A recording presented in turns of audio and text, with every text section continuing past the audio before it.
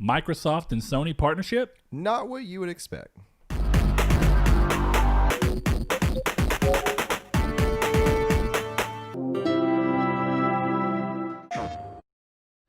Hello and welcome to Triangle Squared, a PlayStation podcast. I'm your host, Brett Beck, and alongside me, Mr. Saul Bridges, bringing you guys lucky episode 112. 112. If you are not familiar with us, we are a PlayStation-oriented podcast, so we do talk about everybody, all the competition as they pertain against PlayStation and things that we'd like to see them echo or whatever. You know, we talk about it all. But you can find us every Monday at 12 p.m. CST and 10 a.m. PST on YouTube in video format where you can watch us. And if you like what we're doing over there, consider subscribing, hitting the bell notification. It'll let you know when these videos go live, like we said, every Monday. And then every other Friday for the reader mail section that we do for this show. And then the other Friday for something else that you will be learning about very soon. But if you like what we're talking about and want to throw in your opinions, do so by going down in the comments below. We'd love to hear your feedback. If you want to listen to us, and it's a lot easier for you to do that, you can do so by going to podcast services, be it across iPhones, Android phones, does not matter. You can find us on Spotify, Razer flip iTunes, Google Play Music. I don't know about the Razer flip phones. Well, didn't they release a new one that's essentially the same thing, but with a touchscreen and an Android operating system? I hope so. That'd be kind of cool. I thought they did, or at least they teased it. I'm not kept up with Motorola as much as I probably should have. Anyway, yeah, if you want to do that, you can find us on all those podcast services. If there's one that you see we're not on, let us know. We will get that fixed soon, but we think we have it under control. And if you want to chime in and give us your thoughts on things, you can go over to our social media channels. Talk with us there since there's no comments on those. And those are Twitter, which is at Triangle SQRD is our handle for that. You can go over to Facebook and join the Facebook group Triangle Squared, a PlayStation podcast, asked to be entered in, and we will gladly approve that. And you won't see Saul there because he doesn't have a Facebook, but you'll see me and some other members of the community. And if you want to join our moment-to-moment, day-to-day talking, you can do so and join our conversation with the majority of the community over in our Discord. And the Discord link is in the description below, both in the video and the podcast services. So if you want to do that, you can go ahead and hop in over there. Lastly, if you'd like to support the show and what we do with as little as even $1, you can go over to our Patreon. And subscribe there, or whatever you want to do. You can support us over there. And if you do so at a higher tier, you get a chance to, or you get a custom case of your choice every quarter. So look into that if you haven't seen that. And I'm thinking, you know what, I'm going to go ahead and throw it out here. We have once before made a short little run of stickers that we sent out with some giveaways. We think it would be a fun idea to have it as a short limited time bonus, make a stack of stickers, maybe like 100 or something, who knows how many, and then do it to where if you subscribe to Patreon at $1 or more, that you get that sent to you as a bonus for joining. I don't know, it seemed like a fun idea, and it'd be cool to give people stickers if they like the idea of that. So let us know what you think about those things and if it would sway your opinion one way or the other. But with that said, I think it's time to start this thing off right. Saul, what you been doing all week, what you been playing, if anything? Go ahead. Still a lot of Destiny 2. For the times that I've stopped playing, or the times that I've started playing a game, it's been pretty much Destiny 2. I finally got Luna's Howl and Recluse, which are big accomplishments for me. And I'm working on the Gambit Pinnacle Weapon, 21% Delirium, and I am also working on getting the Dredgen title. I am one item away from it. I got to get the ship. Dredgen is what, the Gambit thing? Yeah, right. You have to complete all the Gambit triumphs and the triumph seal, and then you got to get all the Gambit stuff. You have to get every armor, weapon for Gambit, and the Ghost, Ship, and Sparrow. Those are the hardest ones to get. But Ghost, you get by resetting your rank 3 times. I already have it done twice, and I'm almost to the third one. So all I really got to worry about is the Ghost or the ship. So I've been playing Destiny 2 as well. And I'm going to throw 2 things out there. First thing is, if y'all are playing, and I know Joe was like, hey, I want y'all to play, and if play, whatever will help. I never know when y'all are in the middle of something. You never have your party set to open, so I just kind of sometimes will leave it and just play by myself if I know I'm doing stuff anyway. But if y'all are on, regardless of whether I'm on, and you think I could be on, just shoot you a party invite. That, or actually send me the invite for the Discord that you made specifically for that, because that'll probably be enough. Do that right now while I'm thinking about it. So anyway, that's how we'll do that, because I don't want to impede on y'all when y'all are in the middle of something that has nothing to do with me. And since I'm having to build my level up so much, that's our Discord. I've been trying to. God, but anyway, Elon Musk and Saint of Helm 14. Yep. Yep, that's good. But anyway, the secondary thing is I was playing Gambit yesterday to do my weekly for it, or my daily, one of the two, whichever it was. And I noticed by the time I got to the third round, have they changed Gambit original, because I haven't played in so long, to where at the third round it is immediately it's overtime if y'all both won. So yeah. So the third round only happens when one team wins. It's 1-1, and you got that's 2 out of 3. So the third round's always like you become supercharged, where your supercharges faster, and it's no moat section immediately to the primeval. Yeah, and the invasion portal opens up. I couldn't think of the word portal, but yeah, almost immediately. Yeah, it's open. So like it basically becomes down to a boss rush. Yeah, it was very interesting. Yeah, it's real fun. They fixed it. I still don't really like Gambit Prime that much. Well, yeah, that was original. Now, Gambit Prime I did, and that's still just one match. Right. And I need to do more matches of those. That's one of the weeklies I have left. So if y'all are going to do that. I'll do it because I'm like halfway through the last thing on Delirium to get that, and I really want that. I'll gladly do that then, too, as well. I got it doesn't seem like it's that great of a piece, but it looks cool, that Sanguine Alchemy piece. Yeah, it's not that great. It's not that great, but you know what's better than the light blue that I had equipped? You know what I mean? So that's true. I just equipped it, and I was like, well, I look better than I did, and it's got better stats by far than that. So what else have you been playing, though? Anything else at all? No, nothing else. What about you, though? Got the Platinum in Days Gone. I cannot recommend that game enough. I think it's really good, but at the same time, if Days you Gone want or Rage wait, 2? Oh, of the two, Days Gone. Okay. Hands down. I've heard a lot of people disappointed with Rage 2. A lot. Disappointed is the right word, but not that it's bad. Right. So the other game I've been playing and actually beat last night was Rage 2. The game is incredibly short. That's one thing. So I think between the two, if you're looking at Days Gone is a very long game. It has a lot of content, and it continuously gets better in the story department. And it matters in the story there too. I think Days Gone's a great game for that. And now that when we get to news, we'll talk about the newest update. I think it's at a point where if you've been holding off on it because of updates, but that's the only thing, then I think now's a good time to jump in. If you still want to wait for a price drop, I don't think that's necessarily an unfair viewpoint.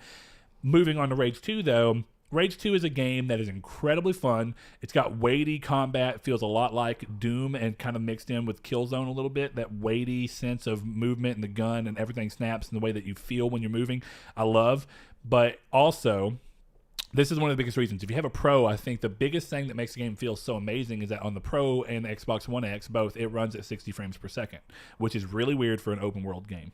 Yeah, it's weird. Definitely an open world shooter. It's not something you don't really see open world shooters a lot, but even when you do, they tend not to be in the 60 frames per second range. And even the ones that aren't open world but are open hub, kind of like Metro Exodus, that was still 30 frames per second. So it was kind of odd, and I appreciated that. But the game is also high action, so I guess that's part of why they feel the need to go 60 frames per second. I mean, Doom was 60 frames per second, and Doom Eternal looks to be cranking up the scale of Doom and still keeping it at 60 frames per second.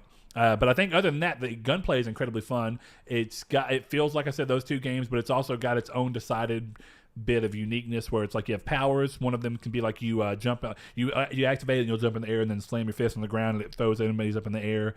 There's one where you can essentially like you hit a button and then you'll teleport to the people and like blast them back, and you can upgrade all of these abilities. That one sounds kind of cool. That one's awesome, and you can have it to where when you do that, it creates mini explosions around that blow enemies back as well. The melee is real visceral and fun. So the gameplay itself is great, or the combat is, but the world is incredibly large and incredibly empty and doesn't feel like there's any... It's the closest example I can give in recent memory is Final Fantasy 15. It's very large. It becomes a chore to traverse the world, and that's really a disappointment. And it just feels like there's no reason for it to be as big as it was.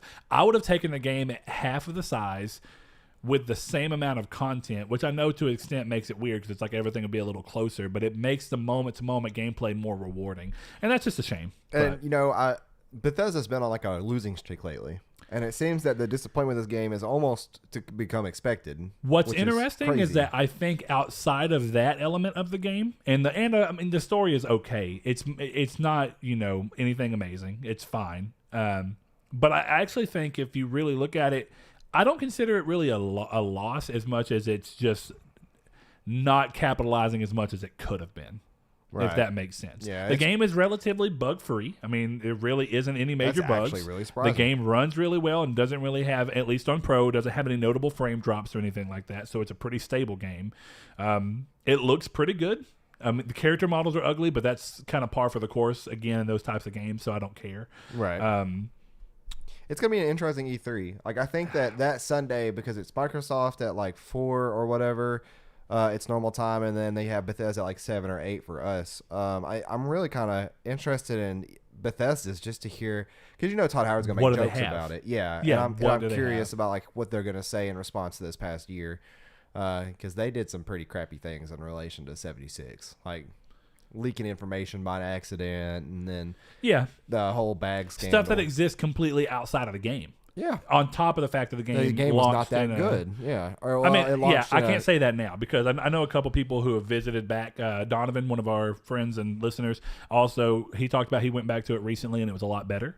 And I mean, that's all you can hope in these types of games that are online services. It's a lot like Anthem, right? Your hope is that eventually they update the game to be as good as it can. Right. And that's the same with Destiny 2. We talk about that a lot, but that is your grand hope, is that any of these games eventually reach the point where they're patched to be serviceable. I think there's a difference though between content and bugs. Oh, there definitely is, but I also think Fallout 76 was lacking on both sides. Like it had bugs, and I don't think it necessarily had a ton of compelling content. Which I mean, that's Anthem had bugs and had a lack of compelling. So and I liked Anthem a lot. I would not be surprised that game is gone in 2 months. I don't know if this is true. I was looking at a thing earlier. Sold apparently 3.7 million copies. That's not bad, but I also. So what I mean by that hype, so is that I'm part of the problem. There is reason to save the game, is what I mean. What I was reading earlier is that they're looking at potentially, because there are ideas for that, but also looking at potentially moving to a free-to-play model, which actually I know a lot of people think is the death of something. But if you look at something like Warframe, which has been free-to-play from the get-go and has a lot of freedom because of that, with the way the game was already designed, it may not be a bad idea. I don't trust BioWare free-to-play. I don't know. Yeah, to be fair, I do want to see what happens with BioWare Austin being on the head of it now, and see if there's any notable changes to the way the game is approached when there's a whole new set of eyes on it. But we'll see. There's a Bethesda in Austin, isn't there? Bethesda Austin is where they opened the other one, yes. That's the one that did Satellite 76. Yes. In conjunction with... Austin, y'all need better game developers. But in conjunction with Maryland as well. Yeah, Maryland's the big one. Yeah. So anyway, that's a pretty interesting thing. But those are the two things I played. I don't think I played anything else actually. Well, besides, let's see, Destiny, Days Gone, and Rage 2, and I beat Rage 2 last night. And I don't think I'm going to platinum grind on it. It's worth the $60? No, I'd say if you can get it $40 max, you'd be doing okay. $30 is probably a pretty good price. The second Days Gone drops to 40, I'm picking it up, and the second that Rage 2 drops to 20, I'm picking it up. Did you pick up Vampire? Oh crap, no. I wonder if it's still on sale. I highly doubt now. I don't know, but that's the first time it's been on sale for a while. I do think you'll like that game, though. So, that's one of those things. That game didn't have any major bugs, no real huge performance issues, and was an interesting game. So, you just got to hope that it's... Missed out on it. That sucks. I was actually asking Sean about Dreadwood or whatever it's called. Oh, yes, Darkwood. And if he liked it, and he did, and I asked him Vampire or that game, and he was like Vampire. And I was like, yeah, I'll probably end up picking it up, and then I didn't. Yeah, Vampires were good. And I say it to everybody else. If you haven't played Vampire and it interests you at all, check it out. It's really good. But with that said, I think we will go ahead and move into the drop for one specific reason. I'm going to save the community's take until we go into the news, and I'll open the news with that, and then we'll talk about the community's take in regards to it. So, Saul, go ahead and drop into the hop, as it were. Sure. So since this is the end of a generation, pretty much, I am not worrying about saying the consoles. If it's VR, I'll let people know. But other than that, I assume it's PS4. And for those also that don't know, this is this week's weekly releases across PlayStation and its platforms. First on the list, we have Alternate Jake Hunter, Daedalus, The Awakening of Golden Jazz, American Fugitive. Back in 1995, this is a PS4 and PS Vita digital cross-buy title. We have Dauntless, Dollhouse, Dragon Fantasy Volumes of Wisteria, Everybody's Golf VR for, of course, PlayStation VR.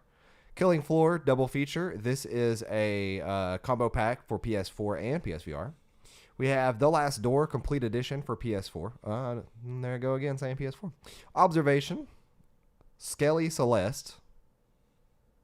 That's such a weird, Celeste, right? Skelly, yeah. Celeste, maybe? Celeste, yeah. Slay the Empire. No, Slay the Spire. I don't know how I just went autopilot there with my brain. And then Team Sonic Racing, virtual reality, and of course that's for VR. That's the last one on the list. Have you seen much about Dauntless? I've heard things about it. I just don't know if it's... Dauntless is a Monster Hunter style game. Yeah. And I just don't know if it's worth picking up. Yeah, free to play as well. So that's going to be interesting to see how that goes with Monster Hunter being really good right now in terms of hugely successful, and with Iceborne right around the corner. Weird time to release a game like that. Very weird. Because Iceborne comes out in what month? September. It's a I thought while. it was June. No, it's September. But that's still not that far in the grand scheme of things. And there's things they're doing right now. Like, did you see that they had a temporary? It's over tomorrow, but a temporary free trial of Monster Hunter World. So that's smart. That's and I also implore anybody that wants a good game, whether multiplayer, co-op, or even single player. Yeah, pick that game up. There's tons of hours of content to be had in that game. Yeah, and there's a real challenge. Like, Trace got it and was playing by himself, and he was having a real rough time, like the Oda Goron and stuff. He got to that, and he was like, "How did you do that?" He's like, "Hey, you can't do this by yourself." I was like, "Trace, I played the majority of this game by myself." You could do everything in that game by yourself. It is hard, and then it's incredibly fun with other people too. I think the last boss you have to matchmake, right? Like the last story boss. I don't know, because that's literally where I'm at in the game. I never beat it, but I talked to Chad. He said he'd help me. So I think it's that if you don't have a group, maybe you have to. I would jump back into that game. I would definitely alternate Destiny and Monster Hunter. That Monster Hunter is super fun. One of my favorite games. I'm trying to see how Destiny hooks me and how often I end up actually playing with y'all, and it's between that or Warframe with Railjack coming relatively soon, which is the cool one that has the spaceship stuff that I really think was awesome looking. We'll see. I may even just bounce between them as the content comes, and kind of like I do with every game. I'm just not as dedicated as y'all. I can't play any game that long. It's just... That's what I was telling Joe. I was like... because he's like, now we have Brett, and I'm like, to be fair, Brett will probably play for a month or so and then stop and then come back for a month later and then play for a month or so. That's just how I play games. It's really hard for me to do that. You jumped in at a very interesting time, though, because you do have a lot of new stuff to explore. With Season of the Drifter just happened, but then in September is going to be the last, or like the Taken King version. Yeah, and what's it called? Season of Opulence. Yeah, Opulence. Which is the new raid, which people are theorizing takes place. That's something I was looking at. Leviathan. So right now, are there just the two raid instances, and then the new raid from there's Leviathan, Forsaken? There's Spire of Stars, which is the raid instance. Yeah. There's another raid instance. There's 3 raids. Well, are the raid instances considered raids? I didn't think so. No, they're essentially like raid nightfalls. I mean, some people do, I guess, but like, because they are hard. They are 6-man activities that require. They're just short. But they're short. Yeah, they're about like a normal nightfall. But you're forgetting Scourge of the Past. Well, that's the one from Forsaken, isn't it? Yeah. Yeah. No. The one from Forsaken is oh my gosh, Last Wish. Oh, you're right. Scourge of the Past is a new one. Yeah, you're right. And I've done Last Wish. I forgot about that. Yeah, me, you, Cody, and I think Joe. We all did. So that's the one I haven't done though. That was the one that came with the start of this season. Yes. Scourge of the Past is also short compared to the other ones too. It's a little bit longer than the raid layers. Yeah. Wow, weird. Okay. Well, I was just curious because I feel like by the time that Iron or Lord, what was Season it of Opulence? No, not. I'm talking about Destiny 1, the Rise of Iron. Oh, Rise of Iron. Even by the time that Rise of Iron hit, I felt like Destiny 1 had like 5 raids. It had the Vault of Glass. There's 3.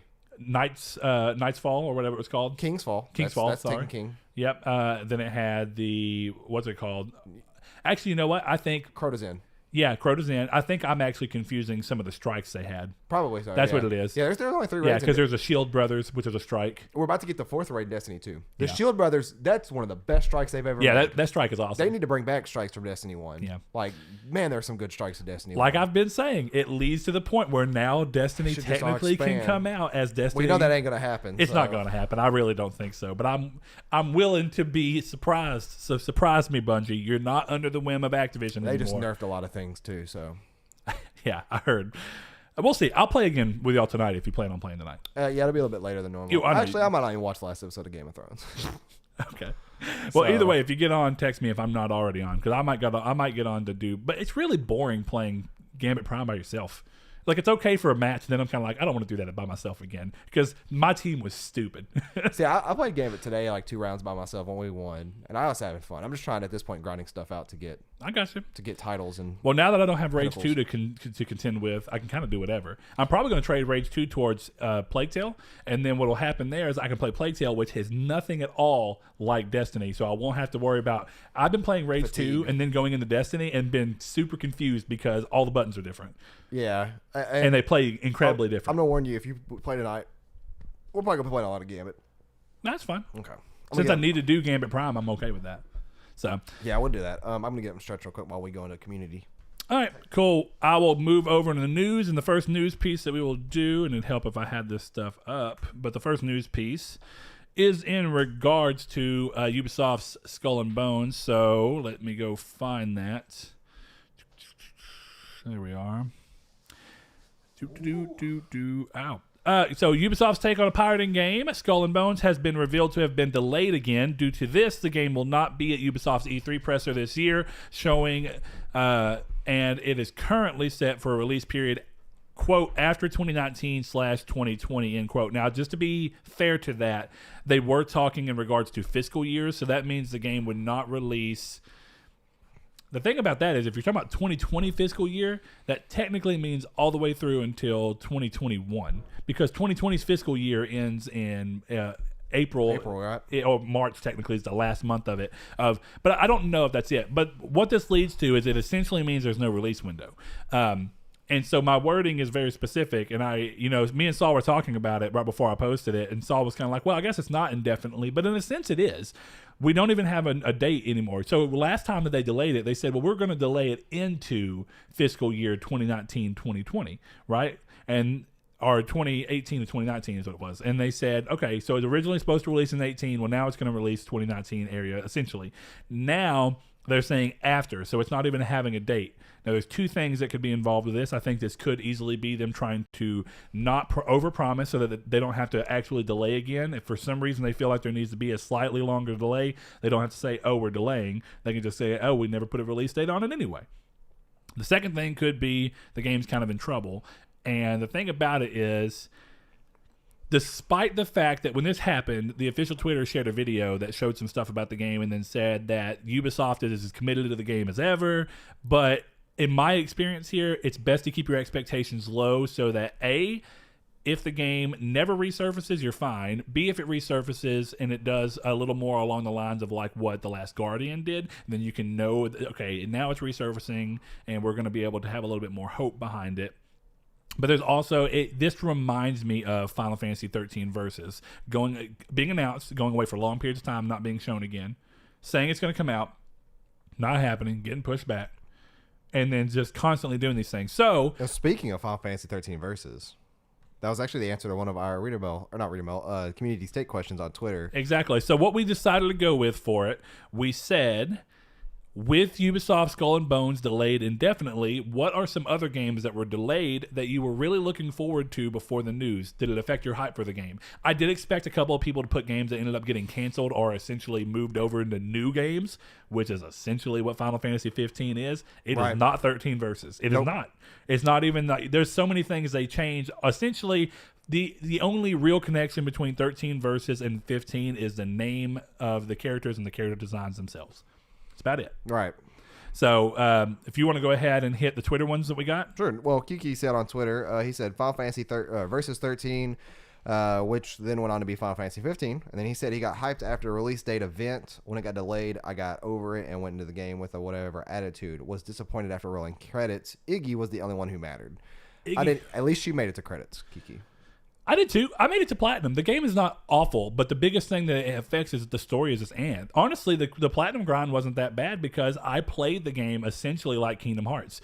Yes, you could hold the button and just attack endlessly, but I never did that. I would just tap it every time I wanted to attack, and it made it feel like a real action RPG instead of hold the button and we'll attack endlessly for you until you switch to the O button that you hold and we'll block endlessly for you. And hit triangle a couple times to teleport across the map. Yeah, across exactly. The play area. So I played it very similar to Kingdom Hearts 3, just with a little less actual variance to the way that you can play it, but it was okay. So there's some people that are saying like, is 15 just going to be or is 7 remake going to be a reskin of 15? And there's two reasons that's not possible. First of all, different engine completely, so it can't just be a reskin. But the secondary thing I think is that realistically speaking, even if they really did that, the gameplay was not as much of the problem in 15. And if you just take the idea of the gameplay in 15 and then actually make it to where every time you want to attack, you don't hold a button, you hit it, and then you go through, and of course the game will represent the fact that you've got to pull oh Lord, how am I forgetting the crap and limit? No, the materia. You've got to pull material in and how you're going to use that. So when you're doing that, it introduces an extra level that's going to happen. So I think essentially, even if it ends up being close to 15, if it solves 15's problems, which it's going to by nature, 15's weak story that didn't make sense, at least at launch, and then you go into 7. 7's story is cohesive. They're trying to stick with it, and if anything, expand a little bit. So it won't really be a hard way to pull that off. They've got a groundwork, and if they can make a not empty world that's massive for no reason other than just being massive because this is your first time making it a real open world game, then I think it'll be fun. But yeah, that's a good one, Kiki, and I agree with you there. That looks like all we had on Twitter, right? Yeah. Atlas Unchained says the answer for me too, which ultimately ended up getting canceled. Which one was that? Scalebound. He said it in Discord. He said Scalebound yeah. was going to make me buy an Xbox, so there's that one. That's all I can think of unless you count region delays, which technically right now we're just talking about mainly wide releases or wide games scheduled to be out and just got global delayed. releases. But I agree, Scalebound is my answer. That's because I was super excited for Scalebound. I remember I got off the phone with you after E3, I think 2014. Yeah, was when that game came out, or was shown at E3. Yeah. And we were talking about how good that game actually looks, and then how crazy it was for a Japanese game to be on Xbox. And apparently it just got canceled. And I hope that at least one day it comes back to some form of glory. I'm curious, man, because that was in a rough time. Make it happen. That was a rough time. Well, Phil Spencer's the one that killed it. I know. Make it happen, Phil. Give it a Phoenix Down or something. That was a rough time for Platinum, though, you know? And it's so funny that they've really turned around. They've really turned around. Automata, and now you have them coming up on Astral Chain. Astral Chain looks awesome. So. It does. But let's see. Actually, I don't really think. Let's see. Blake, Mr. Big Scantron, who's a Patreon, just like Kiki is, he says, I don't mind when games are delayed. I'd rather them take the time they need and get it right. Plus, I would much prefer devs not to have to crunch if possible.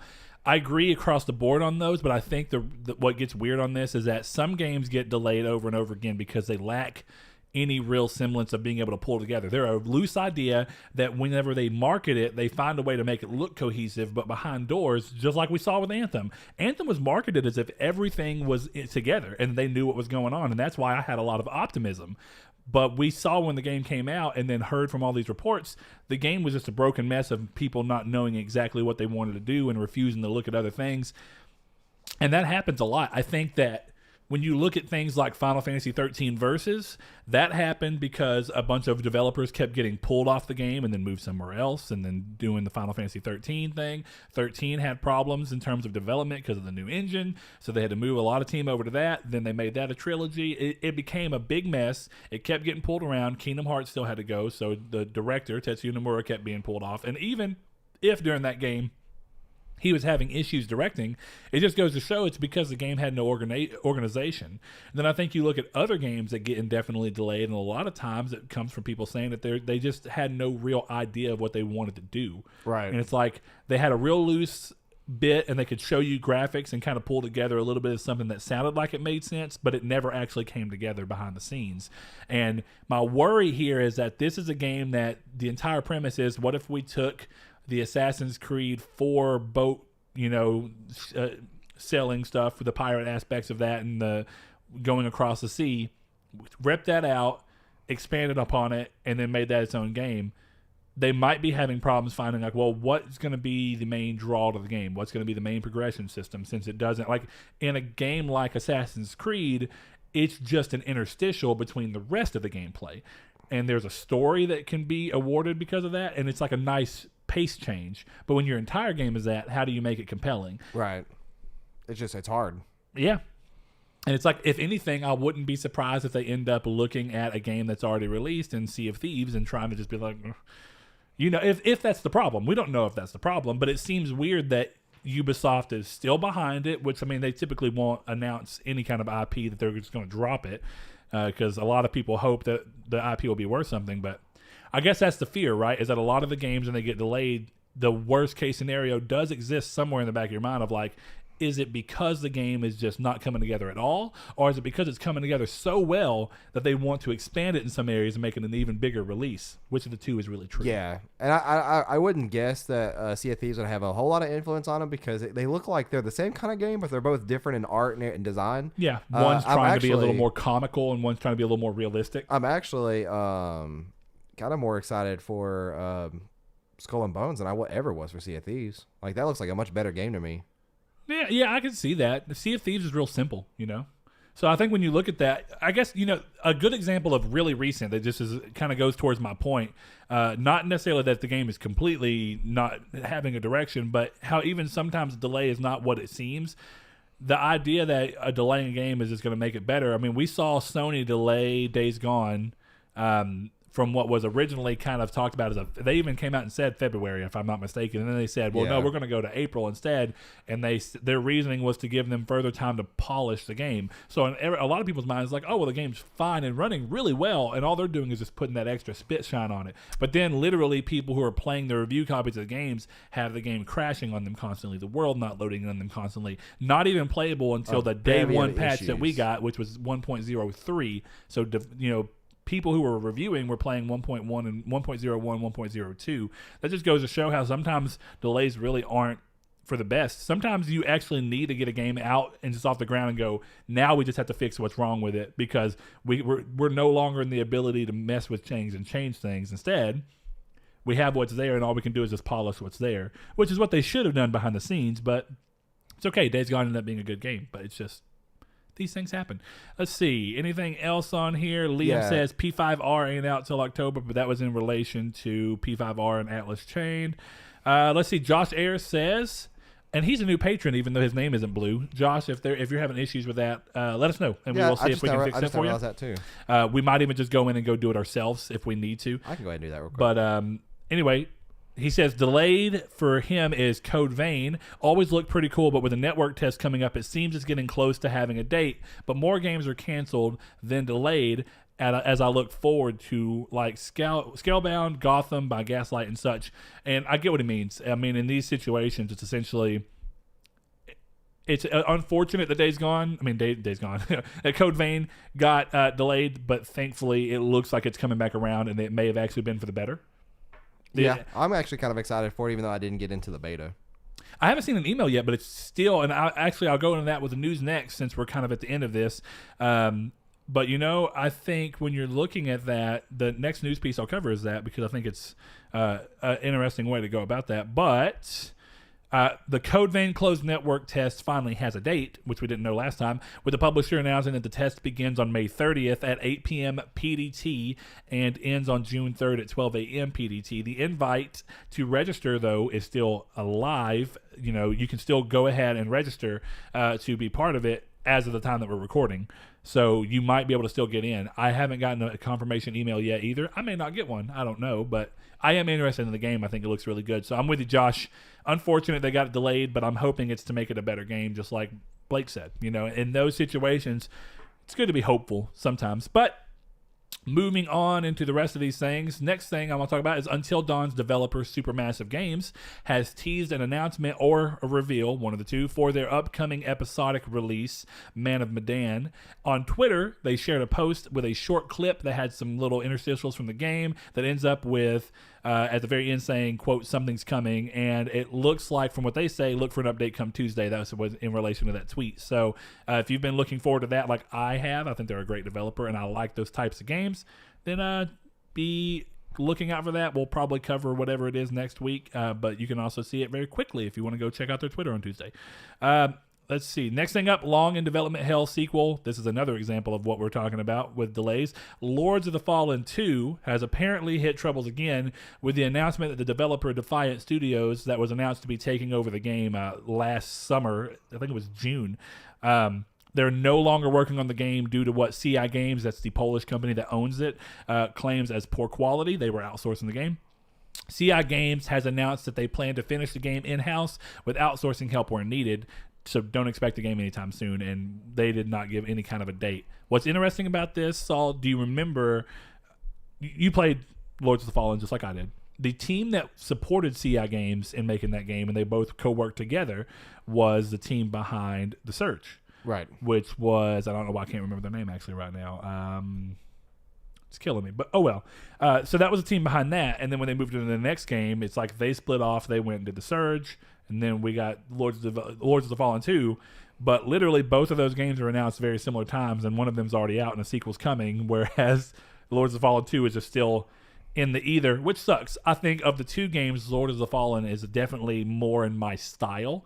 I like that high fantasy and kind of dark fantasy actually a little bit more than I liked sci-fi. Yeah, much akin to Dark Souls in terms of the exactly. Yeah, and levels and everything, the setting. So anyway, next up though, we talked about Days Gone earlier. So even though it launched with some user issues, some people experiencing big performance issues like I did here and there, and sometimes major bugs like I did with every piece of land disappearing besides the road. I have some good screenshots because of that, though. The developer has been quick to update these in an attempt to clear this up, and with the release of 1.07 weeks ago, the game was in a mostly stable state with a few remaining issues for some users. Update 1.08, though, went live this past week after a few weeks stewing and brings with it a number of fixes that hopefully tighten up the experience for those still having issues. So one common issue that this addresses, and I had this issue too, is the audio desyncing from lips during cinematics if the game was left running. I only had this problem if I would put the system in rest mode with not closing the game, and that's how, because I play games kind of one at a time, I would play the game for 2 or 3 days with it being in rest mode, and eventually a cutscene would hit and the audio would be completely desynced. And all I have to do is just close the game and restart it. Memory leak. And this is really similar to what happened with Bloodborne early on. I don't know if anybody remembers this. There were people that were getting past Bloodborne bosses by just leaving their system in rest mode for long periods of time with the game running. And when they come back in, the move sets for bosses would be all over the place because the memory leaked out so much that things were just not syncing up. So you could beat people like a hard initial boss that a lot of people had problems with was Father Gaswan, and people were using it to get past him just like a breeze. Right. So it's crazy, but that's just one of those things that happen. They fixed that, at least they say they have, so hopefully if you've been having that issue, you won't have to close the game and reopen it anymore. Other fixes include improvements to streaming and performance, meaning that pop-in textures, slight freezes that would happen when you were kind of going between areas where your bike would kind of just stop for a second, and you'd hear like your bike going, and it would stay for like 2 seconds right there, and then it'd start going again. That should be gone. Good. Rocky frame rate should be gone, which was only during being on the bike. I never had a frame rate issue one out of that game off the bike. Makes sense for a game like that because you're traveling at a high rate of speed with lots of enemies on screen. It got worse the higher I upgraded my engine. Yeah, that's what Blake was saying as well. Yeah. So that's there. If you haven't picked up the game yet and you have any kind of that was your waiting point, I think now might be a good spot to do it, but you could also wait and see what more people are saying. Most of what I've seen people say post release of this patch is that it's doing a lot better. So might be the time to get it. Next up, though, Red Dead Redemption 2, which launched with HDR problems. That was not actually true HDR and often served to hamper the look of the game to where it looked soft or weird or miscolored. Now, months after launch, Rockstar has finally fixed this in a recent patch, giving the game true HDR support for those with TVs that support this feature. This comes alongside their update that moved the online feature of the game, Red Dead Redemption Online, out of beta and now into full release with a big patch that affects that too. So if you have any kind of questions or any looking at the if you were waiting to jump into Red Dead until after beta, you look like this is the time to do it. Next up, 4A Games have revealed that content that will make up the Metro Exodus expansion pass with 2 major story-driven DLC that see you play as a new character and also one of Aurora's Spartan Rangers, the only American one on the whole ship, which is Sam. The first of these, which is called The Two Colonels, is set for summer 2019 and takes place under the city of Novosibirsk, which is in the game. It's the Dead City, as they call it, which is kind of cool. The second is Sam's story, and it's set for early 2020. The season pass is available for pre-order now and costs $24.99. I prefer this way of doing things. They said that they had plans to do some post-content support, but they never talked about it beforehand. You couldn't get the season pass early on before the game came out or anything. This is kind of like what Saul has constantly talked about, where he wishes that games would just happen, release, let the game happen, then start moving your developers on to extra content and announce the season pass later on. Yeah, don't make it look like it's something that you've already started making that could have been in the game. And I think the biggest reason for that is optics, right? It doesn't even matter if this really is content that you always intended to be outside of the game.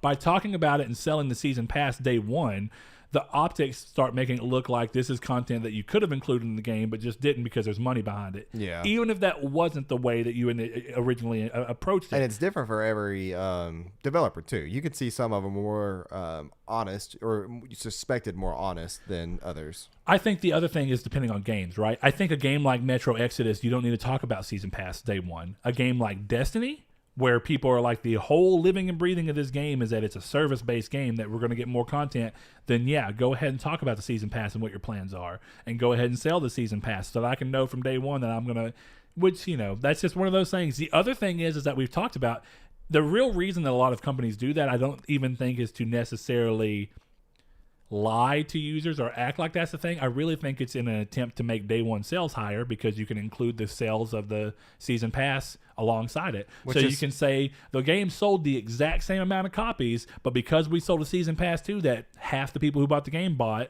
then we've made this much more revenue on day one. Yeah, which is depending, like I said, on developer. Yeah, sure. Next up, PSVR's exclusive first-person shooter Firewall 0 Hour is getting a huge update in the way of Operation Nightfall. The update adds a new map for free called Hangar that features an aircraft and a hangar that can be traversed throughout your hunt for your opponents. Alongside this is a new contractor named Ruby, who has an exclusive skill that lets her steal crypto, which is one of the game's currencies, from dead bodies, which is kind of interesting. And I guarantee you there's a little bit of a risk reward to that because you have to make yourself susceptible to attack to get this, but cool way to do it. Another map is being added another map and contractor are set to be added to the game down the road as a mid-season update as well. But to cap off the additions, it launches a new mission system that gives you extra goals to work towards while playing, and that unlock rewards like new weapons. A new mission will be added each week with extra missions and seasonal cosmetics that can be bought with an OP pass. Finally, a new daily task system will be in place that gives you extra points in crypto for completing these tasks. And alongside these changes, they've revamped the UI to accommodate the info you'll need to see in relation to these. I love this because this goes back to what I've said since the game launched. The game already is clearly inspired by Rainbow Six. This is getting updates like Rainbow Six. It's going as far as I don't even care that they're calling it an Operation Nightfall. Fine, I don't care. This is a very different game just by nature of being VR. It's weird that it's also a term for Destiny. Yeah. They are doing, well, I guess at this point, too, it's also a term from Division 2. Division 2 has something called Nightfalls? Oh, Operation. So. Oh, okay. But it's funny how they're all kind of coming in, right? But anyway, I think that's cool because this is listening to fan feedback, which is exactly what got Rainbow Six Siege to turn around. Now, Firewall was actually pretty well received early on, and Rainbow Six was kind of just but got turned around, thankfully, due to listening to consumers, which was a great move for them, and that looks like what they're doing here. My hope along the way for this was to let this game be the first big game, come in, steal the show as the first game of this type on the PSVR, expand it to where it starts to feel more like a game that acts as a seasonal that you'd want to hop back in, gets people on their PSVR more, which I think is important. It gets people talking about the game more, which is important, constantly coming back to the game, which is important, and it lets this game be a big champion for VR and what VR can do. And it goes to show that VR games also don't have to just release and then stay as they are. You can update them a lot, which I love. So that's really nice to see. Going back to Ubisoft, though, the recent financial reports saw them talking about this fiscal year and plans to release 3 unannounced AAA titles in the fourth quarter. Now, to put that in perspective, that's the time between January 1st and March 31st. So they have 3 games that no one knows about yet. We might see them at E3. That's what I'm hoping for. Yeah, that's what I'm hoping to see. So this is completely separate from the October release of Ghost Recon Breakpoint, or whatever it was called. So think about that. The biggest thing about this that gets weird to me is this seems like self-cannibalization a little bit. Yeah, it's a lot. It's 3 games from one major publisher. Now, one thing that was brought up because that was my initial thing, and then when I shared it in the Discord as my initial reaction, somebody brought up a good point. One of those could easily be Just Dance. It's a huge franchise for them. They make a lot of money off of it. Right? Trials considered AAA? No, I don't think so. You don't think so? I don't think it never sells for AAA price for sure. That game sells at like $30 if I'm not mistaken. But I'm just saying, and it's a digital. Actually, is it a digital only release? That's a good question. I don't remember. I don't know either. Yeah. So it could be. I don't know. But I think if you look at it, For Honor. if you look at it this way, there could be something from the For Honor team, which could be a weapon-based melee. There could be one of them being a shooting-based game, be it Splinter Cell. Excuse me. Which could be Splinter Cell or anything like that. Unlikely to be another anything different. I mean, realistically, I doubt this is new IP, but it could be. And then the other one being, if you think about those three games, Just Dance, a combat weapon-based, like, physical weapon-based, like swords and shields-based game, and then another game that's somehow shooting and gun-based, they don't overlap so much. Now, of course, you get the fact that they overlap for people that are just big Ubisoft fans, but I think the biggest Ubisoft fans are probably going to buy all three anyway. So it works out for them, and I'm curious to see what they are. Like we said, hopefully we'll see that at E3.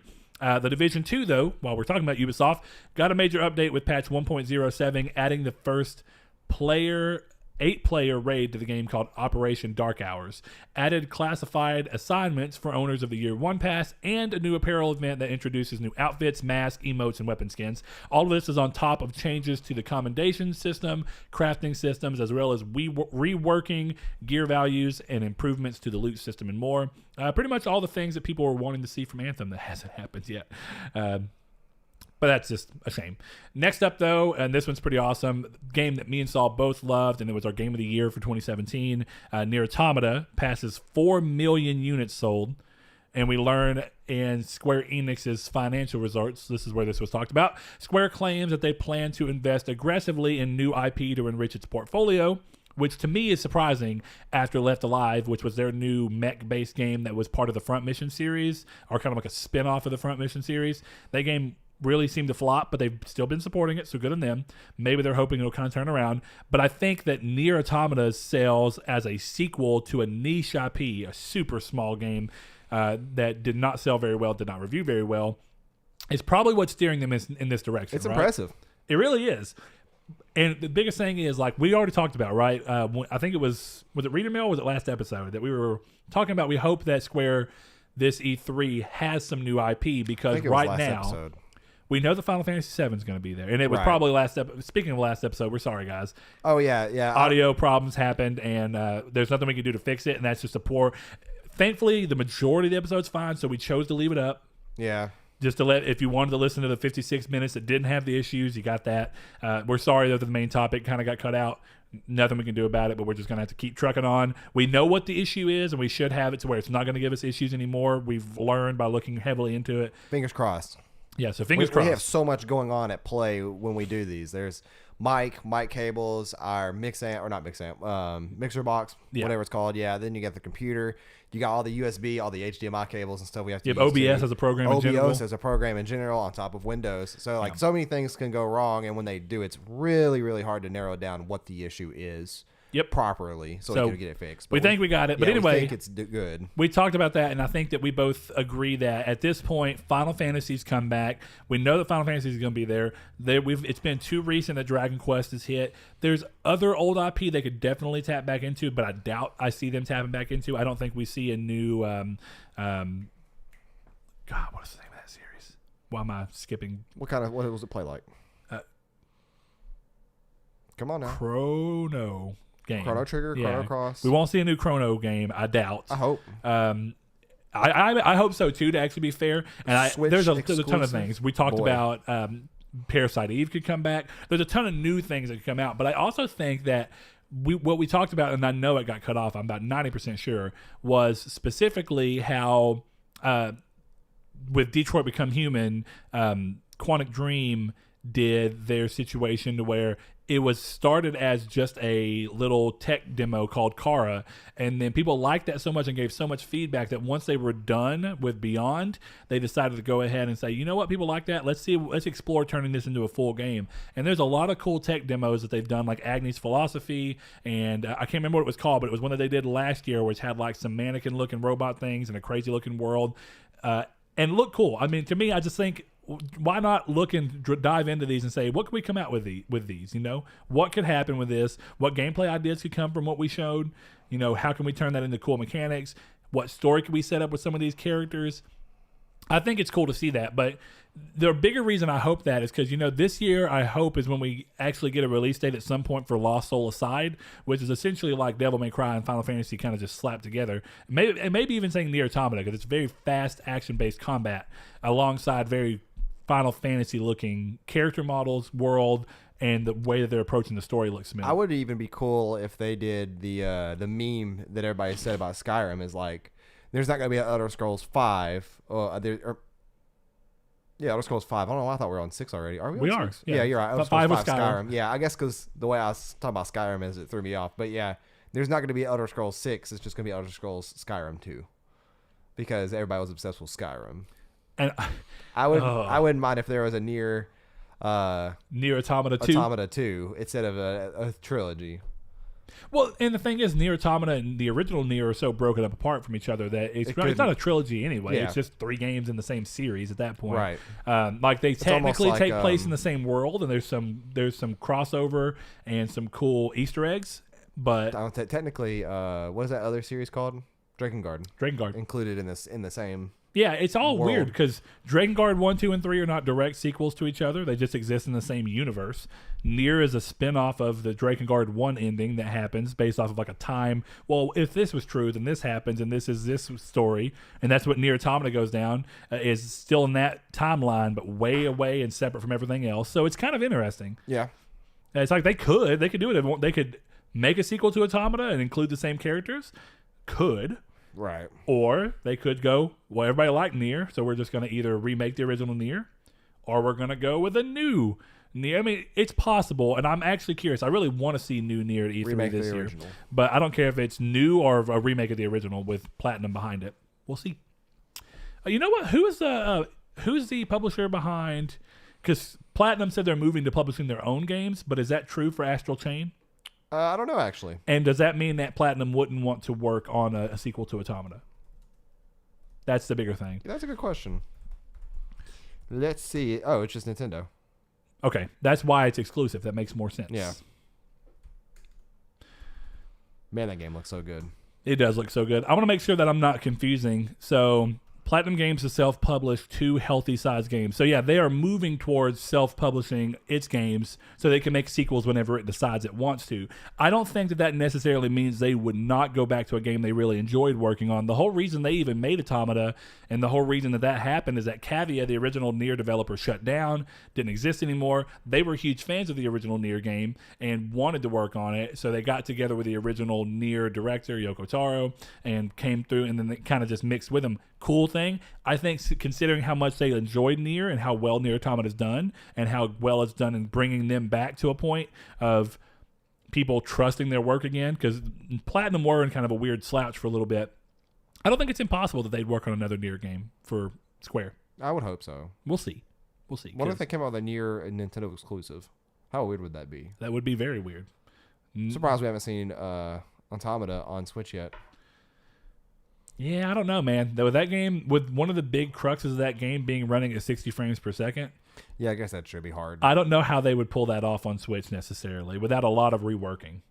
Yeah. So at that point, the porting would be a little bit weird. And it may be that the game takes such a visual hit to be able to hit that 60 frames per second that they just don't want to do it. Who knows?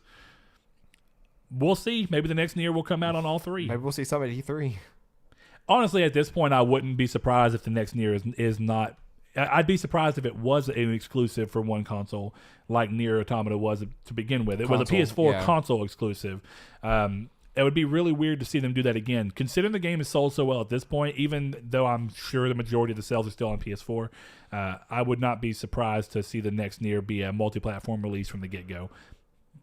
So, Excuse me. We'll see what happens there. The last thing, though, we'll talk about, and then we'll move into the main topic, is Kotaku report that Activision has pulled Sledgehammer Games, the developer behind Call of Duty Advanced Warfare and World War II, off of 2020's Call of Duty that would have been their turn in the 3-year developer rotation that they started back in 2012. That allowed each team roughly 3 years development time as opposed to the 2-year cycle that happened during the PS360 gen when it was just Treyarch and Infinity Ward. So instead, they have moved the existing work done by the team over to Treyarch for it to become Black Ops 5 already. To me, this is crazy for two reasons. Activision recently said that Black Ops 4 underperformed to expectations. Even though it did really well at the beginning, they said that it did not keep a long tail and keep a long revenue stream like they typically have. It slowed down really badly. Right. So much so that there are reports that are saying that Modern Warfare 4, which a lot of people are saying is all but confirmed to be this year's Call of Duty, is probably going to have a free-to-play element to it. But there's, again, one of the reports I saw said that a lot of Activision's against that idea, but they're at least thinking about it for once. Well, I just didn't realize something about that. Completely forgetting that's a game, but anyways. But more importantly, I think that this also is weird because what's going to happen is it pretty much guarantees that Black Ops 5 will be another game without a story, which we don't know. I don't know how much that really affected Black Ops 4, their long tail. I mean, it would make sense that if people wanted to buy it for the story, I really think they weren't going to get a small fraction of people. I think that's an extra bonus for people who want to experience the story. I don't know, man. The reason I say that is that a lot of people would at least play the story. What a lot of the stuff talked about is a lot of people would play the story, get very far in the story, or beat it, but then they wouldn't replay the story a lot. But they would go and play the multiplayer. But I think by cutting the story out, it creates that problem where a lot of people don't want to justify paying $60 for just a multiplayer game. And that means for the people that do like the stories and don't want to pay $60 for a multiplayer-only game, just never ended up buying it. You know what I mean?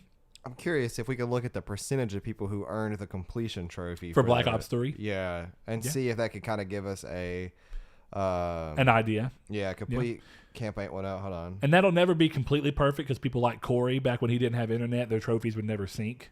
So that might be part of it too, is the people who buy Call of Duty with no intent on playing the online. Bobby, that I work with, that I've talked to you about before, is like that. He does not play Call of Duty games online at all. He buys every single one of them just for the story. And he bought Black Ops 4 on accident because nobody told him it didn't have a story. And that was unfortunate. But I also just think that that's going to be one of those things where it'll probably be a repeat Black Ops 4 across the board, because you got to think about it. At this point, who knows how much they had done, but if you're retooling it all to be a Black Ops 5, that means a lot of the work that was already done is going to be unusable, and that means that the game is going to have a roughly 18-month development cycle, which is really short, and I don't think gives them enough period to do much that will differentiate it from Black Ops 4. So, who knows? But I'll find a percentage on here. Maybe then this is also related to the 3 difficulties, not including easy. Wasn't Black Ops 3 also released on the 360 and PS3 with multiplayer only for $40 for $60? I don't think so. Or was it $50? I'm pretty sure it was. This is crazy. I've never heard of that. But here, look at my taskbar real quick, so I don't have to announce that, and I'm gonna be right back. Okay. Yes, Call of Duty Black Ops 3 was on PS3 and 360. Wow. I did not know that. There you go. The more you know. Okay, moving into the main topic, I'm sure a lot of you had seen. Saul takes a lot of stretch breaks and other breaks too, but you know what? That's okay. He had it up on his computer, but that's fine. I will pull it up. This is in relation to the partnership that happened between Sony and Microsoft that was announced this week, and specifically for video games in the cloud. So what this kind of comes down to for a lot of people was a surprise that Sony and Microsoft would come together. But it looks like this kind of comes through the idea of how can you compete with people who are coming in like Stadia when you already have Sony, a company that has PS Now and servers and has cloud gaming. And technically we're one of the first people to do it, if not the first real company to do it at scale with PS Now, even if it wasn't amazing in the earliest days. Then you have Microsoft coming with their Project XCloud, which is going to be hitting beta or full release, one of the two this year, I can't remember. And then you have Google Stadia coming later this year. So when you look at that and you have both of these companies going and they have their own ideas behind this and their own abilities and own tech they've built behind it and support they've done behind it, I think this gets pretty interesting because it makes sense that this is not Microsoft coming together and saying, what I've seen a couple people say, where this is like the beginning of Microsoft essentially hitting a point where what they're doing is preparing to put Games Pass on PS4 and then put PS Now on to Xbox consoles. I do not think that's what's going to happen at all. I think that what's happening here instead is that Sony and Microsoft are to an extent putting their differences beside each other so that Sony can tap into Microsoft's Azure cloud servers, have a better cloud backup system, or at least be more covered, and then be able to expand PS Now quicker into other territories of the world because they have this infrastructure support.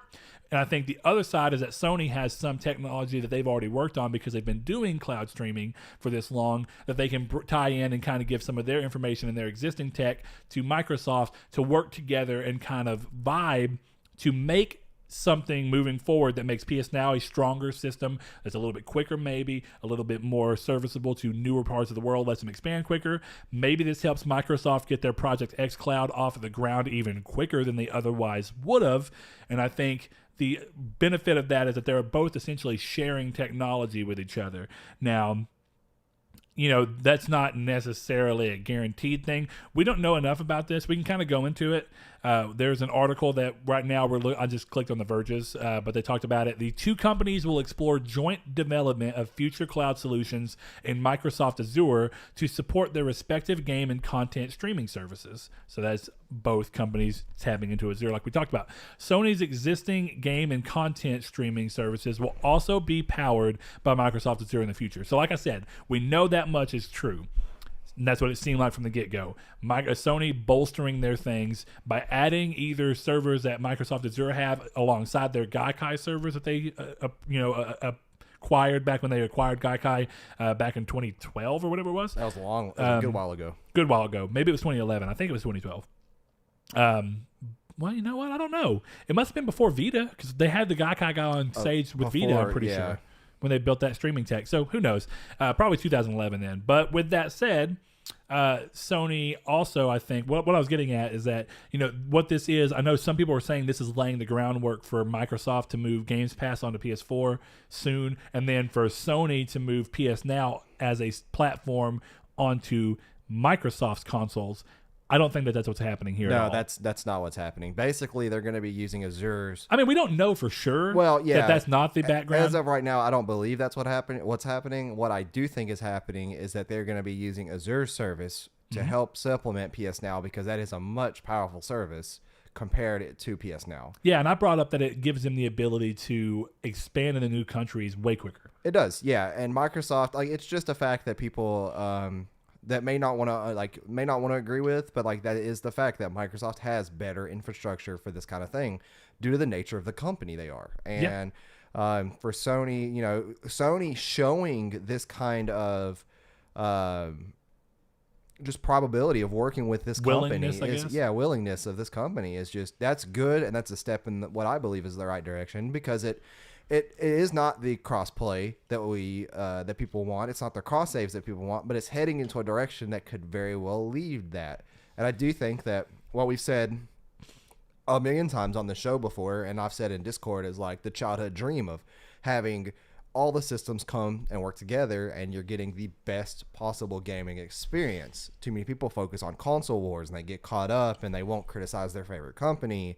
And I do think it's important to realize it's not about that anymore. And it's not going to be about that anymore. And if you are a hardcore console war person saying oh, well, Xbox sucks, I'll never have anything to do with Xbox, that's not a possibility soon. You will probably have something to do with Xbox if you own a PS4 in the next if you own a PS4 and use PS Now moving forward in the future, you're going to be using Microsoft backend whether you want to or not. Yeah. Which that's ironic. You bring up a good point about the way people do these things. And I mean, this is technically kind of aside from the main topic, but it kind of ties in you're talking about. You remember when people used to be throughout the entire PS3 360 generation, and I was a little bit, you're a young teenager, you're way more likely to stay glued to one side. And right. You remember me when I was a teenager. You know I was a huge PlayStation fanboy. But also that as much as I would kind of Xbox isn't as good, it's not that I wouldn't touch an Xbox. You'd have you would have reasonable expectations when it comes to this kind of conversation. Sure. If you went to a conversation with Brett about Xbox, you knew tread carefully. I was a little more harsh on them and would say a lot quicker than I do now. PlayStation's just way better. Xbox sucks. These things are never going to happen on Xbox. But I also wouldn't just completely go. They just go show you how you can grow as a person. But I also was never to the point of I won't touch an Xbox because it's trash. In my mind, the mindset was just that it's a second place contender. And we're not the kind of people either that really want to be. I know that there are people who listen to our show and stuff that say like, "Oh, they're Xbots and stuff like that," and it's just like, oh yeah, the people who put I'm not on both sides. Not a fan of those people. Yeah, Sony ponies and Xbox. Sony ponies and Xbox. Like either or. Like if you degrade yourself to name calling because somebody has a different preference than you, like you're just lame. You're just a lame person. Yeah, and that goes for specifically like aligning yourself with the company, because I actually saw a somebody on Twitter, and I don't remember who said it. It was the day of or the day after this had all come out, and somebody literally commented on theirs, and they were basically just giving their opinion on this, and like they're excited. Was a synopsis of their tweet, and somebody said like they were a PlayStation fan, and they said that I will literally stop playing video games if they ever merge into one company. It's like, first of all, you're not even thinking, and like that's not even the point of the article. They're not ever going to become the same company. Second of all, like how immature do you have to be? Like, why would you give up your hobby just because you have to affiliate with a company you don't like? Because you disagree. Yeah. Yeah. I mean, I get it. There are companies, and like I understand like being against Nestle water is one thing, because it's like slave labor and stuff. But then when you go against a video game company, what are your reasonings? Yeah. Yeah, because like just like because you don't like them more, as much. Yeah, or you like Xbox more or Nintendo more. The ironic part about it too, speaking of Nintendo, they're coming in strides with having this kind of service and partnership with Microsoft. And I am one of the people that do hope we see something of that level on PlayStation soon.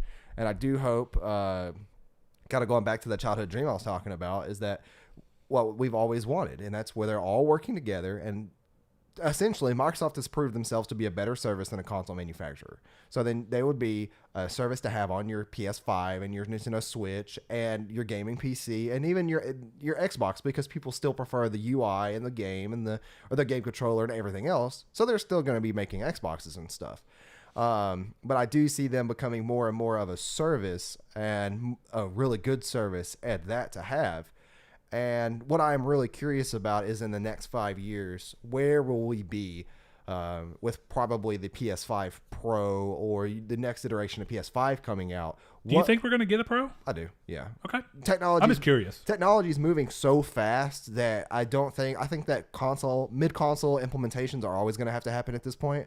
And if they don't, it's going to be the next console. But that actually is a good thing, kind of, because PS5 is backwards compatible with PS4. So they've already started building this foundation that PS6 could come out 5 years from now and be backwards compatible, and you're not really missing out on a whole lot if you don't get it. True.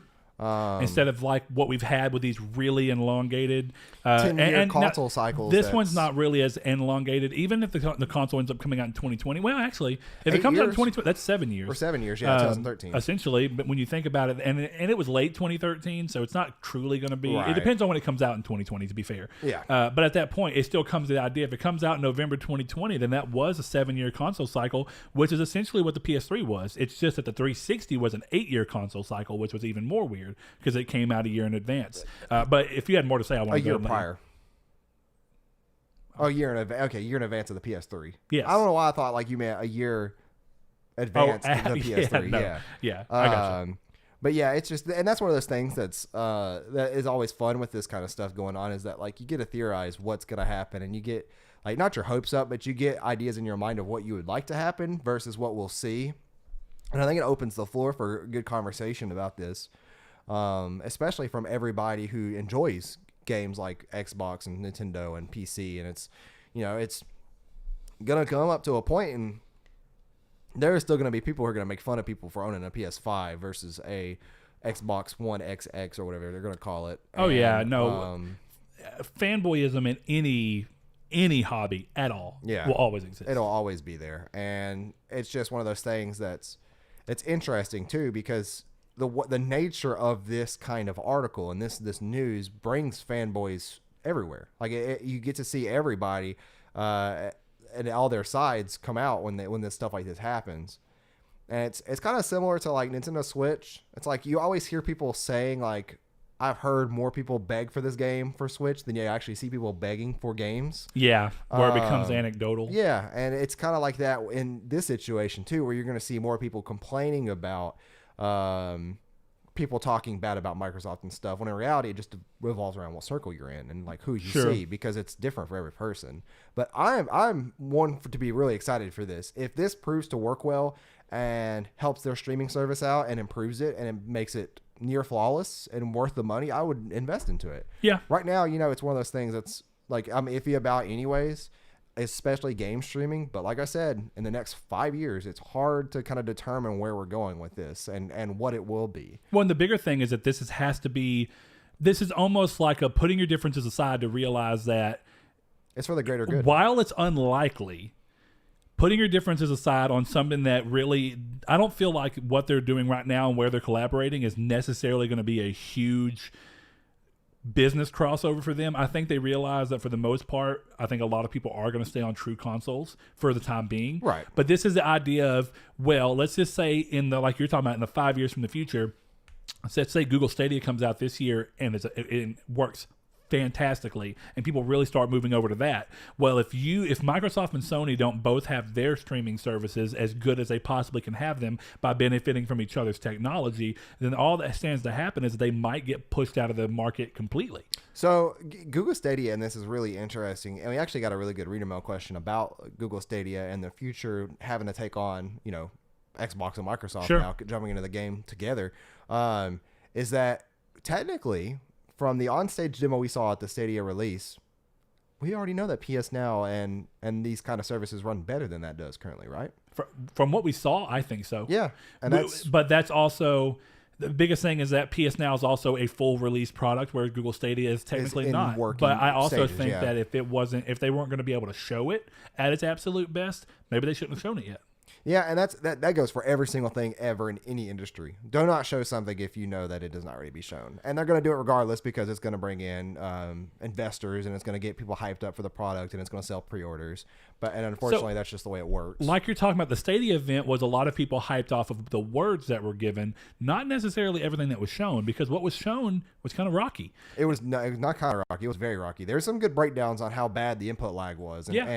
And of course, that's why I wanted you to try PS Now that one day, because you get a bigger idea of, wow, it's not that bad. Well, and it does. There is stuff to be said about the fact that they were working off, internet infrastructure at a convention center, basically with hundreds of people, thousands of people connected to it. I still stand on the side of that. I do think that if they knew that their whole thing is based off of having a separate network, have a exclusive secured network for you and you only.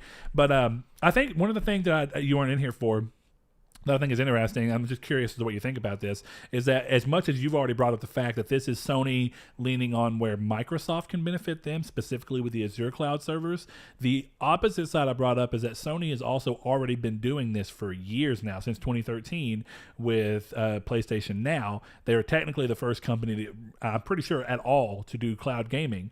And if you think about it this way, the expertise that Sony already has with Gaikai, some of the tech they've had to build around that, can be used to help Microsoft get their Project XCloud off the ground quicker and more stable. It will be so it's a mutually beneficial. It's a true partnership. It will be, and I know since they've announced this partnership, that was probably stepping stones for each of them. Like, you get better infrastructure and you get to use Azure, and it's going to be great for your service, and it's going to be good for us because we get to take your service, and people get to experience games they haven't been able to experience or that we don't offer on our Games Pass. Yeah. And I'm not going to say, like you said, the willingness to work together. And sorry, go ahead and finish what you were saying. No, I was just saying it just works out in both parties' favor, and it works out for what is going to be a really good gaming experience. If it all comes into and works as similar as PS Now does, better. Which is, like I said, I played Brett's using the internet here we have in town. It worked pretty flawlessly. You could notice something off about the game, but it wasn't. You had to look for it to be noticeable, which is what I was trying to do.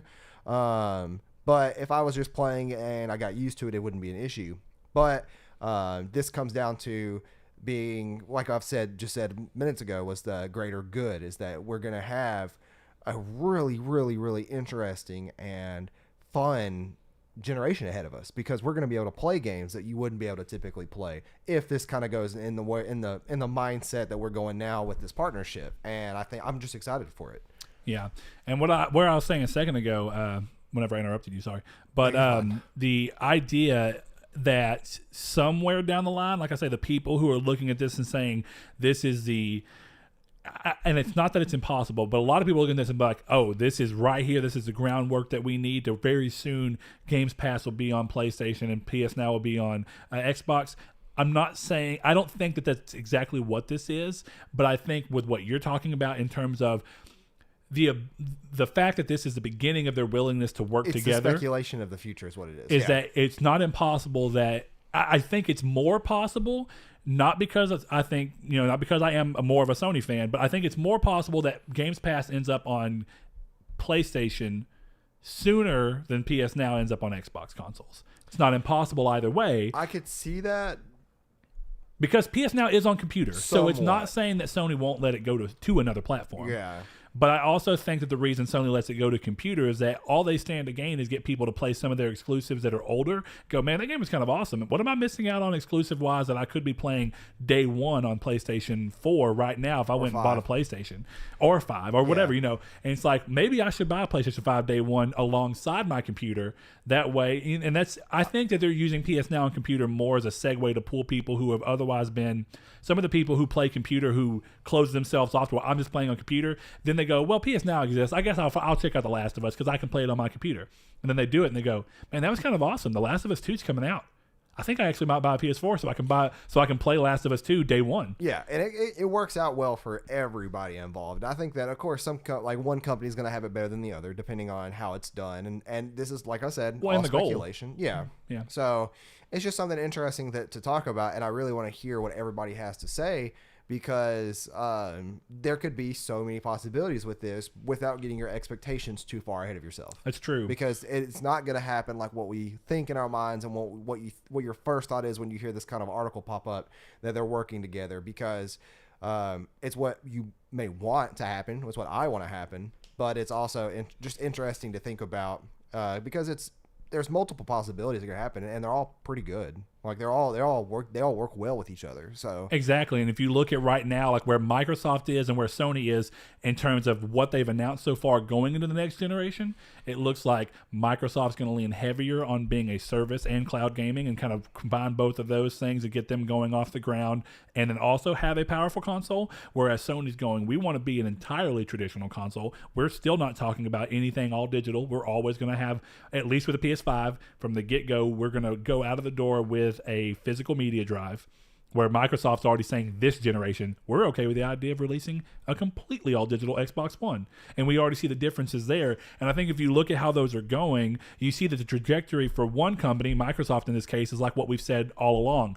They're getting to a point where Microsoft's going to be more synonymous with the fact that they're a digital platform, regardless of what happens. And the console is just a means to tapping into that digital platform that you can also tap into on the computer completely, depending on how right now they're talking about expanding Xbox Games Pass to where importing some games like the Halo collection over to PC, so that the PC version of Games Pass can become a little bit more broad and a full service, and then you can share that across both those consoles. And then if what we've been speculating for a long time is that Games Pass eventually does make its way to Nintendo and then Sony, and it probably happened to Nintendo first because they've had a better partnership than this starting of one between Sony and Microsoft, right? And the fact that they're not as direct a competition. But when you look at that, and you see it going to Nintendo first and then maybe eventually coming to PlayStation, that looks to tie into what Microsoft is doing moving forward. Whereas PS Now coming to Xbox doesn't quite line up with what Sony's talking about going forward, which is still being a traditional console experience, where the whole point of it is you're going to play on a console, it's going to have the benefits of a console, but it's also going to be that you're doing it on a Sony platform. Completely agree. So I am curious to see where this goes, and realistically, I like your thing of 5 years down the line. Let's say 5 years down the line, what does this look like? And that's where my question is going to be. If you had to be calm, rational, and guess 5 years down the line, what does this particular partnership bear fruit for? Is it that down the road we see Microsoft and Sony closer than ever before, and that we see Microsoft products completely on Sony in the next 5 years? Or is this more of just they stay partnership, but they work towards helping each other in one very specific beneficial area where they can help each other, which right now looks to be cloud gaming against Google, and kind of a help of making sure that Google doesn't make them irrelevant in the gaming sphere, not the console sphere, but the gaming sphere. It could be in 5 years at E3 conferences, you'd have Sony and Nintendo, and then of course, and then middle way through, all the lights go green, and it's Xbox on stage announcing what's coming on these consoles as their service prime. So it's an Xbox having a conference. So it's kind of just interesting to think about, because at this point, it's pure speculation on what will happen. And I think it's just a fun idea and conversation to be had. So speculate with us. Let us know your thoughts, what you think is coming. And I'll even go, if you want to include your wildest dreams of what you hope this comes from, if they're not the ones that we've already talked about, where they kind of exist across each other's things, at least in one service, be it the streaming or Games Pass, then throw them at us. Let us know what they are. But with that said, we got to stop recording so that we can move some stuff around and start recording again. But you'll find out about some of that soon enough. So with that said, this has been Triangle Squared. Thank you. Thank you, guys. Thanks to our patrons, Chad V, Dan Barber, Josh Jarrell, Matthew Green, my name is Dan, Douglas Below, Sean Santarud, Eric McAllister, Matt Sycamore, Shadowist, Steven Salazar, The Stonard, Travis Below, Blake Popst, Eduardo Palomino, Stefan Swanlin, Coy Live, Philip LaGuerre, Corey Hickerson, Brian, Donovan Williams, Justin Rowe, William Digital Spooker, Derek Porter, Josh Ayers, and Thomas McKinnis. If you would like to support us on Patreon, you can do so by clicking the link below or going to patreon.com/Nartech. Thank you.